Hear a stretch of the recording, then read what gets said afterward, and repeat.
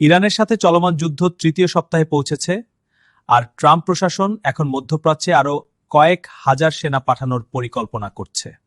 তারা ইতিমধ্যে ২,০০০-এর বেশি মেরিন আর ৩টা যুদ্ধজাহাজ পাঠিয়েছে। এখন আরও শক্তি বাড়াতে চাইছে, বিশেষ করে ইরানের ইউরেনিয়ামটা নিরাপদ করতে বা অভিযান জোরদার করতে।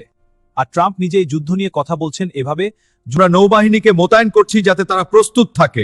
মানে মার্কিন সামরিক পরিকল্পনার অন্যতম প্রধান লক্ষ্য হল হরমুজ প্রণালী দিয়ে তেলবাহী ট্যাঙ্কারগুলোর নিরাপদ চলাচল নিশ্চিত করা, মূলত বিমান ও নৌবাহিনীর সহায়তা দাও। এই মিশন পরিচালনার কথা থাকলেও সূত্রের খবর, এই পথ সুরক্ষিত করতে প্রয়োজনে ইরানের উপকূলে মার্কিন সেনা নামানোর সম্ভাবনাও উড়িয়ে দেওয়া হচ্ছে না। এছাড়া ইরানের মোটো তেল রপ্তানির ৯০%-এর মূল কেন্দ্র খার্ক দ্বীপ নিয়ন্ত্রণে নিতে সেখানে স্থলবাহিনী পাঠানোর বিষয়েও আলোচনা করেছে ট্রাম্প প্রশাসন। এই পদক্ষেপ আঞ্চলিক উত্তেজনা বাড়াতে পারে। তবে একজন কর্মকর্তা সতর্ক করেছেন যে এই ধরনের অভিযান অত্যন্ত ঝুঁকিপূর্ণ হতে পারে, কারণ ইরানের ক্ষেপণাস্ত্র ও ড্রোন ওই দ্বীপে আঘাত হানার সক্ষমতা রাখে।